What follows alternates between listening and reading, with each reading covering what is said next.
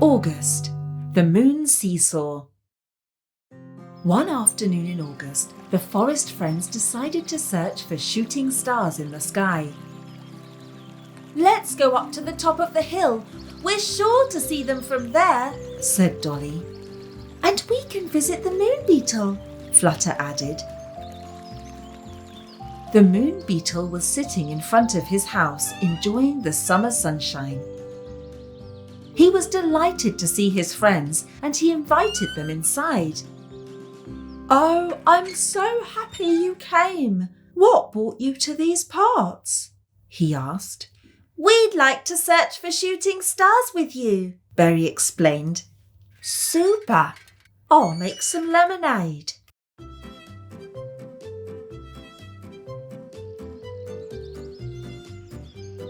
"Let's make a seesaw while we're waiting," said Stanley. "Good idea," Balthazar agreed. They found some long planks at the bottom of the garden. They sawed and hammered, and the seesaw was soon complete. But when Stanley sat on it, the wood made a loud noise and broke in two. "The plank was too weak. We need to strengthen it," the bee-boy complained. So they set to work once more, and the seesaw was ready in no time. But when Flutter and Dolly sat on it, it didn't see or saw. "Ah, we made the screws too tight," the stag beetle grumbled. So they set to work once more. But when they were done, the bit in the middle snapped clean in half. "We'll never get it right, and it's getting late for building things," Balthazar announced. "I've got one last idea," the moon beetle said with a secretive smile. "Oh, moon, please come down here to us." And the moon came down until it reached the top of the hill. Then the moon beetle rolled over to the moon and whispered in its ear. The moon grinned and simply said, "Okay." "The seesaw's here. You can sit on it. But hurry, because the moon can't stay for long," the moon beetle instructed. "We can't leave you out," said Flutter.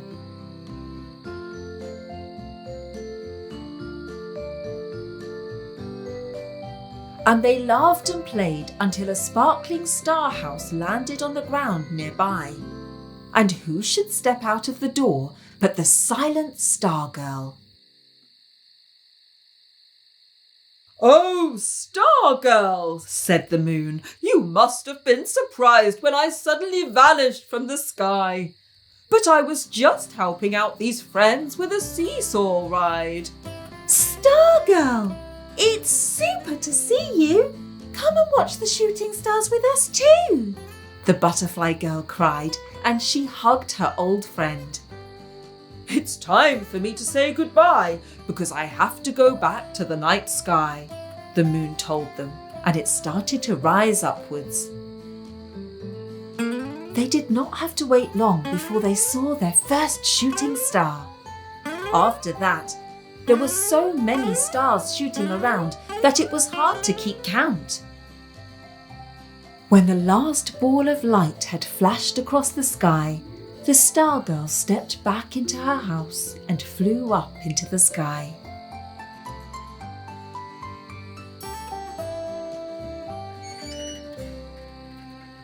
Then the little friends all set off home. The moon beetle snuggled up in bed and soon fell fast asleep, and the night was filled with the gentle tinkle of pretty flowers. Butterfly Girls. One spring day, Flutter the butterfly girl was picking wild flowers in the meadow. She plaited them into a crown and placed it on her head. Then, from nowhere, she heard an unfamiliar tinkling laughter. She looked right and she looked left, but she could not see anyone. Suddenly, 7 butterfly girls flew out from behind a tree. "Come with us," they giggled. "Okay," Flutter said and flew to join them. The butterfly girls were all pretty but very naughty. They loved to play tricks on people they met. The first was Alfonso. "Give me back my violin!" the cricket shouted, because one of the flying butterfly girls had snatched it out of his hands and flown off with it. She played music on it surprisingly well. "Give it back!" Alfonso complained. The butterfly girl handed the violin to another butterfly girl, who handed it to another, and they all made fun of the poor cricket. Flutter didn't like this teasing. In the end, the butterfly girls gave him back his violin and flew on.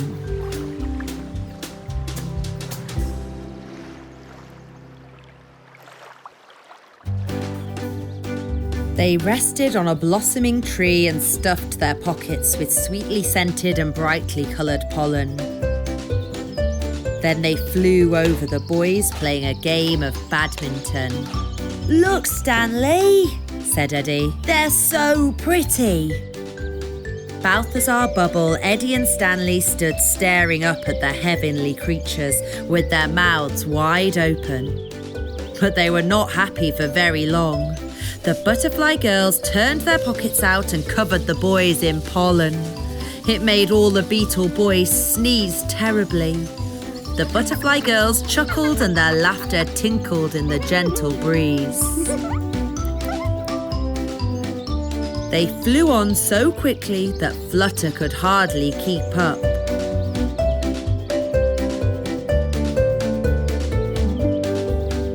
"Wait!" Flutter panted and rested on the top of a lilac bush. "Come with us. We're going to fly over to the other side of the hill, all the way to the waterfall. It's so beautiful. You'll see," one of them chimed. "No, I shan't go with you," Flutter said firmly. "I live here. I like my friends, and I don't like playing naughty tricks on them. You go, but I'm staying here where I belong." "Okay, well, all the best," they called back and flew away. They flew on to new places, where they stunned those that they met with their dazzling beauty, and then played naughty tricks on them.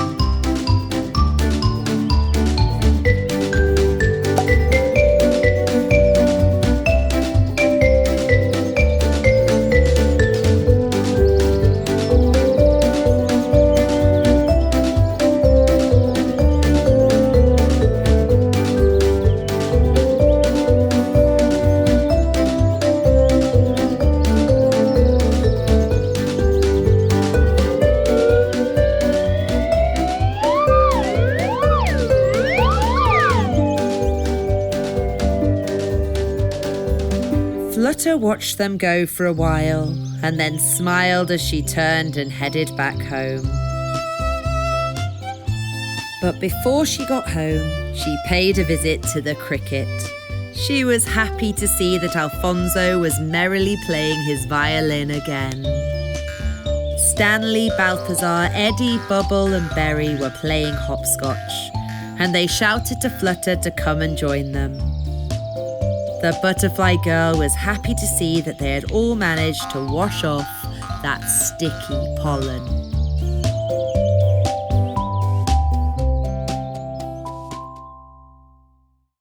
The Star House. One summer evening, Berry and Dolly were sitting playing cards in Dolly's house when they spotted a bright light over the hill. "What was that?" Berry asked. "It looked like a shooting star." "A shooting star? Let's go and take a closer look," Dolly suggested. Berry and Dolly held hands and walked in the direction of the strange light.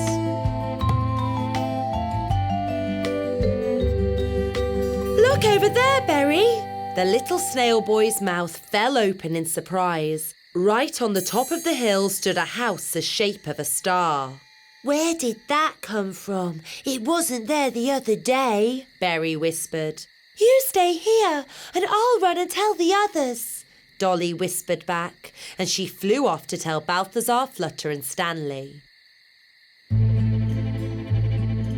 When they were all together, the group of friends crept slowly towards a peculiar house. Stanley knocked on the front door. A shy girl popped her head around the door. She had long hair that sparkled with tiny stars and golden wings that glistened in the darkness. Berry was the first to speak. Who are you and how did you get here? But the girl didn't say a word. Can we help you? No answer again. The girl just stood there and said nothing. All right then, if you're not going to speak, then don't. Come on, let's go home. Wait a minute, Dolly said. Perhaps she can't speak. She can't speak? The others asked back in amazement. Dolly picked up a stick and scripted a star on the ground. Then she handed the stick to the girl. The little girl reached for the stick and started to draw. A little harp? Dolly asked, and the little girl nodded. You've lost it? Flutter asked, and the little girl pointed to the window. It fell out of the window? The little girl nodded again. I don't understand, Balthazar grumbled. I understand, Dolly said. She lives up in the sky, but she dropped her harp out of the window and she's come down here to look for it. Then let's help her, Balthazar suggested. Don't worry, we'll find it, they all told her, and they hurried off into the forest to search for her missing instrument. I can't find it, Berry said with a sorry sigh. I've looked in all the bushes. I can't find it either, and I've looked absolutely everywhere, Balthazar added. I'm going to take a look higher up, Flutter told them, and she flapped up into the trees. Here it is! Here it is! I found it! The little butterfly girl soon shouted. Flutter lifted a little golden harp out of the canary's nest. She carefully handed the harp back to the star girl. The little girl flew back into the house and closed the door. She lifted a sparkling star out of her hair and gave it to Flutter. Is that for me? The little butterfly girl asked in surprise, and the star girl nodded. Then she sat in the window and started to play her harp. And as she played, the star house began to lift higher and higher. She's flying up into the sky, Dolly said with her eyes wide in wonderment. Soon it looked as tiny as all the other twinkling stars in the night sky. It's a shame that she had to go, Stanley sighed. Flutter took very good care of her twinkling star. She kept it in a little box and only wore it in her hair on very special days. It always reminded her of the little girl playing the harp in her star house, high up in the sky. The Sandcastle. On a sunny summer day, Berry, Dolly, Bubble and Balthazar put on their swimming costumes, grabbed their buckets and spades, and set out for Sand Island to build castles. Look at this huge watermelon, Balthazar said in surprise. Oh, let's take it with us, Berry suggested. Then we can all have a feast at the end of the day. OK, Berry, we'll take it. Berry, Dolly, Balthazar and Bubble carefully rolled the watermelon in front of them as they walked along. But when the friends got to the top of the hill, the round watermelon started to roll away down the slope. Stop it! Dolly shouted to the others. Bubble pounced on the watermelon, but he couldn't stop it. The baby beetle slipped off and bumped his head. The juicy watermelon just carried on rolling down the side of the hill. They all ran after it as fast as they could, but the watermelon was much faster than all of them. Then a terrible thing happened. The watermelon smashed into a sharp rock. "Our lovely watermelon smashed into pieces," Dolly moaned. Oh, the watermelon! Balthazar was very sad too. Why are you all complaining? Let's eat it instead, the baby beetle suggested. So the 4 friends sat down and started to munch on the watermelon. They ate the sweet red fruit until their tummies were full. "We'd better hurry to Sand Island, or there'll be no time left to build sandcastles." Dolly, wait for me. I'll fly with you, Balthazar said. Me too, Bubble added. But I can't fly. Are you 3 going to leave me here? Berry asked with a sad sob. Let's build boats out of the watermelon rind. This way Berry can sail to the island with us, Balthazar suggested. They selected 4 strong pieces of melon rind. 1 for Dolly, 1 for Berry, 1 for Balthazar and 1 for Bubble. They made the masts out of strong branches and the sails out of large leaves. When they were done, they launched the little boats on the water, and the wind quickly carried them away to Sand Island. Hooray! We're sailing, Berry said with an excited squeak. They all got to Sand Island with plenty of time left to play. Look! Someone's coming! And he's got a bucket in his hand. Indeed, there was a cheerful beetle walking towards them on the sandy shore. Who are you? Dolly asked. I'm Sean, the sand beetle. I live here and was about to build a sandcastle. Really? Balthazar asked. Can we join you? Of course you can. Let's all build together, Sean said with joy.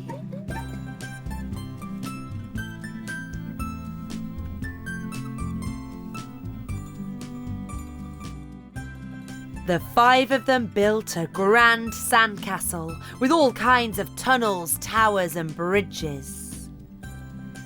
Now all it needs is a flag on top, Dolly said. So she drew a picture of Sean on a leaf and stuck it in the very top of the castle. That looks super! Does that mean it's my sandcastle now? Sean said enthusiastically. When the sun went in, Dolly and her friends said goodbye to Sean and headed home. Good night, King of the Castle! Dolly shouted, waving goodbye to their new friend. Witches. It was a warm summer day and Berry, Dolly and their friends were talking about witches. Do you really think witches exist? Balthazar the bee asked. And they fly around on broomsticks at night? I'm not sure, Berry mumbled. Then Berry and Dolly decided to walk home. Why don't we come back here later? We might see some witches, the ladybird suggested.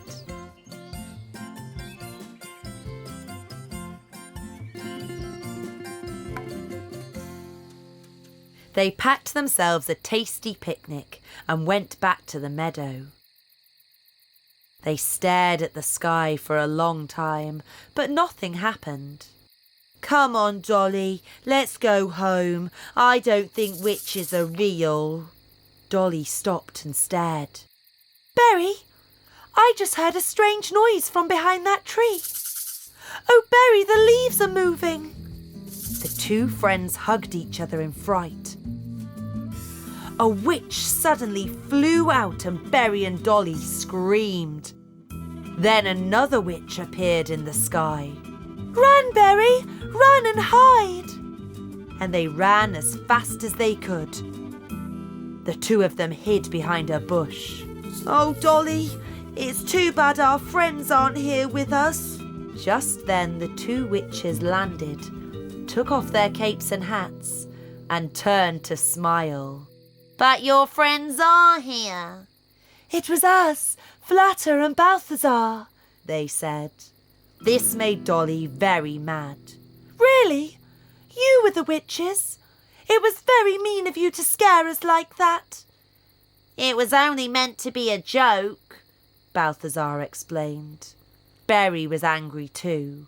It was a very bad joke. You'll be sorry you did this. And the two friends stomped off home. We should play a joke on them now, Berry. Do you think we should scare them too? That's it, Dolly exclaimed. I've got an idea. Flutter and Balthazar were left standing in the meadow. What should we do now? They felt a bit ashamed. Maybe it wasn't such a good idea after all. Berry and Dolly ran to the ladybird's house and dressed up as little devils. They put black clothes on with black hats and added red horns to make themselves look like real devils. Hurry, Dolly! Berry was impatient. I can see them coming. They quickly jumped behind a bush and waited for Flutter and Balthazar to get close. Then they jumped out and scared the living daylights out of their friends. Help! Devils! The butterfly and the bee screamed. Now do you see how bad it is when someone scares you? The little snail said. What? Is that you, Berry? That was a really nasty thing to do. Nasty thing? Your witches were much scarier, Berry shouted. That's not true. The devils were scarier. That's enough, Dolly told them off. Stop this silly arguing. Let's be friends. We promise never to do it again. But you have to promise not to scare us either. You're right, the others nodded. Do you want to try the devil's hats on? Dolly asked. Yes, please. You can try our witches' hats on if you like and sit on our broomsticks. Whippy! This is super, Berry whooped. We're flying just like witches. Yes, Balthazar agreed. like real witches.